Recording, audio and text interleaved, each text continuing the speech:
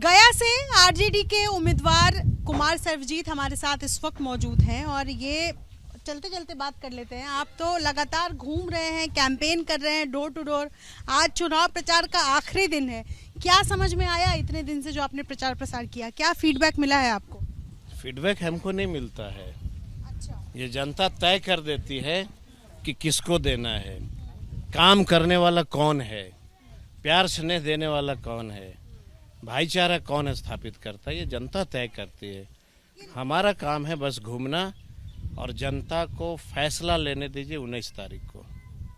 जी एक सवाल है कि ये जो चुनाव है, कल मंच पर मोदी जी ने कहा कि ये मोदी को वोट देंगे लोग, तो ये चुनाव आरजेडी वर्सेस पीएम मोदी है। एक चीज़ बताइए, मोदी है कौन? कौन है वो? क्या देश का वैसा प्रधानमंत्री हो सकता जहाँ पे युवा बेरोजगार हो? क्या देश का वैसा प्रधानमंत्री जहाँ बिहार में एक इंडस्ट्री नहीं लगती हो? क्या वैसा प्रधानमंत्री जहाँ पे दलितों का घर नहीं हो? क्या वैसा प्रधानमंत्री जिसके देश में और राज्य में सारे युवा जो है बेरोजगार हैं? ये जवाबदेही किसकी है? देश के प्रधानमंत्री की जवाबदेही है या हमारी जवाबदेही है? आप ये कह रहे हैं कि मोदी कह रहे हैं हम हैं तो देश है, मोदी के आने के बाद ही देश बना है क्या? नहीं, यही तो गलत है ना। मोदी को, माननीय देश के प्रधानमंत्री जी को ये कहना चाहिए कि जनता को कि मैंने काम किया है, मैंने इतने करोड़ युवाओं को रोजगार दिया है, मैंने ये काम बिहार में ये इंडस्ट्री लगा दी है, मैंने पलायन को रोक दिया है, मैंने टूरिज्म को बढ़ावा दिया है। ये बोलिएगा कि मोदी के नाम पे वोट मांगिएगा। सर्वजीत आज वोट किस पे मांग रहा है? किसके नाम पर? अपने नाम पर। विकास के नाम पे, काम के नाम पे, काम के नाम पे मांग रहा है। और आप जो देख रहे होंगे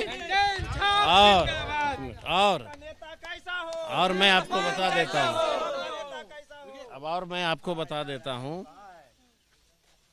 कि जो मेरे खिलाफ चुनाव लड़ रहे हैं, जीतन राम मांझी बहुत बड़ा चेहरा है, पिता तुल्य हैं हमारे। लेकिन चेहरा किसका होता है?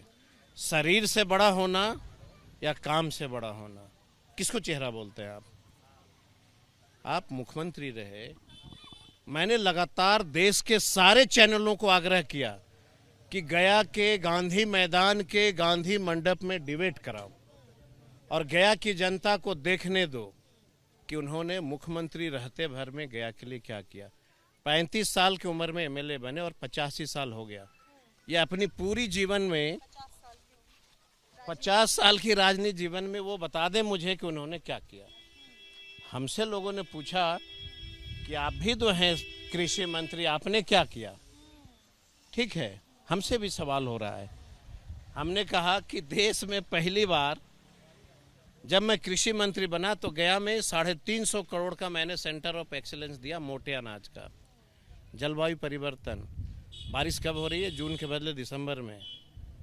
हमने ऐतिहासिक फैसला लिया, सॉइल कंजर्वेशन से 150 करोड़ का हमने कहा सेंटर ऑफ एक्सीलेंस बनाओ, किसान को ट्रेन करो कि अब कम पानी में कौन सी खेती की जा सकती है। ये हमारा काम है। एक बार मैं क्विकली जनता से आपके सवालों से रिएक्शन ले लूं, क्या माहौल है? आरजेडी लालटेन। कितनी बड़ी चुनौती मानते हैं आप? ये बहुत बड़ी चुनौती है, लेकिन जो हम लोगों का जो बीच में जो काम है उस काम पे हम लोग वोट देने जा रहे हैं। इसके पीछे में बहुत सारे हमारे जो एनडीए का गठबंधन का जो यहाँ पे सांसद रहे हैं, वो कहीं पे आपको रोड पे नहीं दिखेगा, एक बोर्ड नहीं दिखेगा कि यहाँ पे ये काम ये सांसद के द्वारा हुआ है। आपके नेता गरीबों के बीच जाते हैं। हाँ, हम लोग जो गया लोकसभा में जो चुनाव हो रहा है बिहार में, 4 लोकसभा सीट पर हम चारों पर आरजेडी यहाँ चुनाव जीतेगा और विकास के नाम पर जीतेगा।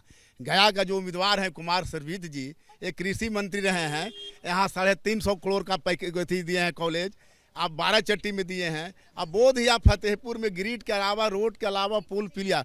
और नरेंद्र मोदी ने युवाओं को एक भी रोजगार नहीं दिया, काला धन वापस लाया, एक वो किसी का फैक्ट्री इंडस्ट्री नहीं लगाया। आज वोट मांगने आया है, किस आधार पर मांगने आया है?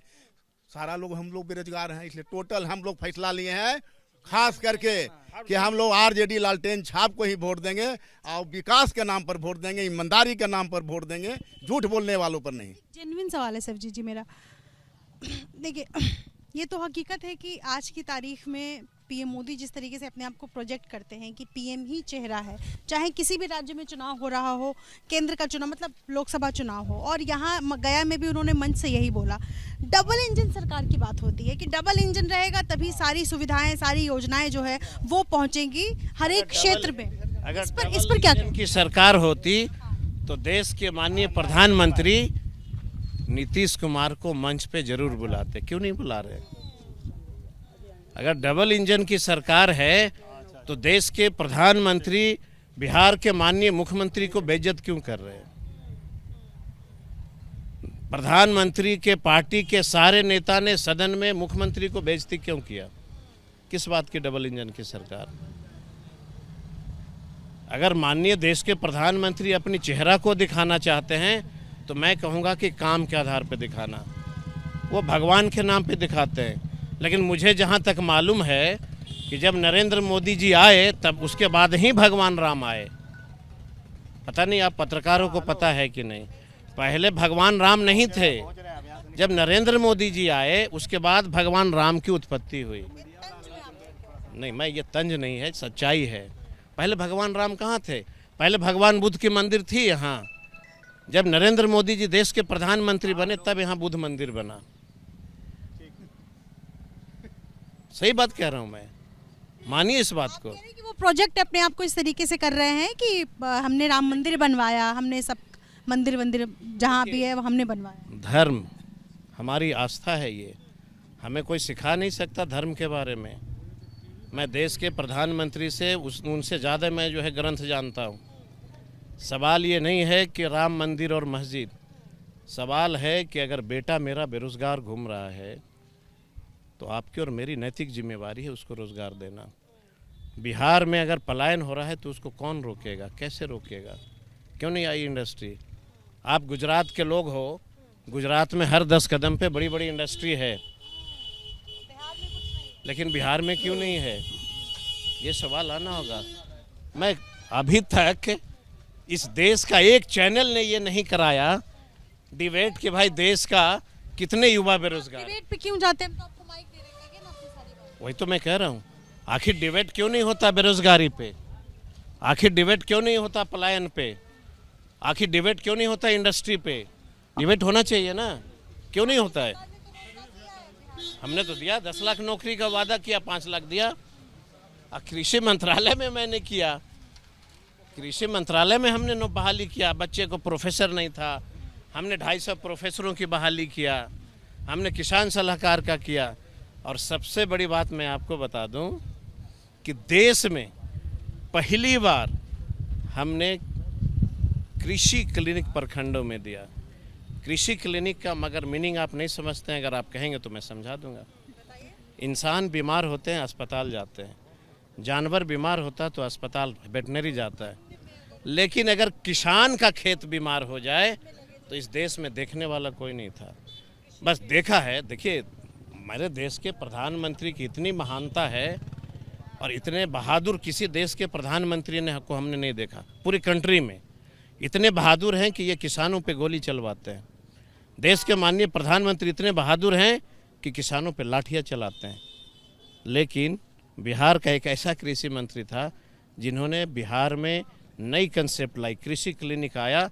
और मैंने किसानों को कहा कि प्रखंड में कृषि क्लिनिक खुल गई है, तुम्हारा ज़मीन बीमार है कि फल बीमार है कि सब्जी बीमार है, डॉक्टर को बुला के चेक करा दो। बेबाक बयानों के लिए जाने जाते हैं, इसका मतलब ये नहीं कि आप आज चुनाव प्रचार के आखिरी दिन आप ये सब बोल रहे हैं। आपको डर नहीं लग रहा है? मैंने क्या गलत कहा? जो सत्य है वही कहा। मैंने क्या गलत कहा? गलत सही के इतर मैं कह रही हूँ कि आपका जो बयान है वो विवादों में गिर सकता है। जैसे मैंने कहा क्या? जैसे कि किसानों पर गोली चलवाते हैं। तो ये गलत मैंने कहा? आप पत्रकार हैं, क्या आपने दिल्ली में नहीं देखा? किसानों पे गोलियां नहीं चली? हजारों किसान नहीं मरे? नहीं मरे? दिल्ली में हजारों किसान मरे कि नहीं मरे? किसान की बात कौन करेगा? ये किसकी जिम्मेवारी है? किसानों की बात करना हम सबकी जिम्मेवारी है। कल पीएम के साथ मंच पर आपने कहा कि नीतीश जी नहीं थे, ये क्या दर्शाता है? ये तो माननीय मुख्यमंत्री की आत्मा ही बताती होगी। बहुत कुछ करेंगे वो, पैर छुए हैं, मन से भगा दिया गया, सम्राट जी का पगड़ी अभी तक नहीं खुला, तो कुछ तो राज है ना, तो राज को राज ही रहने दीजिए। अपनी जीत का दावा किस तरह करते? ये जनता के ऊपर छोड़ दिया मैंने।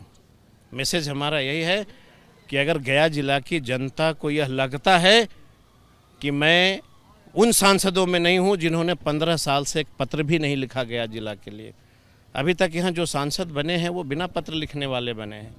इस बार जनता को मौका मिला है काम करने वाला, तो मुझे लगता है कि इस बार जो है काम करने वाला को ही जनता चुनेगी, और मैंने सारा फैसला जनता के ऊपर छोड़ दिया। करने के लिए कुमार सर्वजीत इस वक्त जनता के बीच हैं, डोर टू डोर कैंपेन कर रहे हैं और बड़ी बातें कह रहे हैं कि हमने जो काम किया वो मैसेज जनता के बीच है। लेकिन जाहिर सी बात है, पीएम मोदी पर तंज कसते हुए कि क्या इस देश में पहले राम मंदिर नहीं था, राम नहीं थे, जब से नरेंद्र मोदी आए हैं तब से क्या राम मंदिर बना है, तमाम तरीके के सवाल। फिलहाल पहली बार आरजेडी के टिकट पर लोकसभा चुनाव में कुमार सर्वजीत मैदान में उतरे हैं।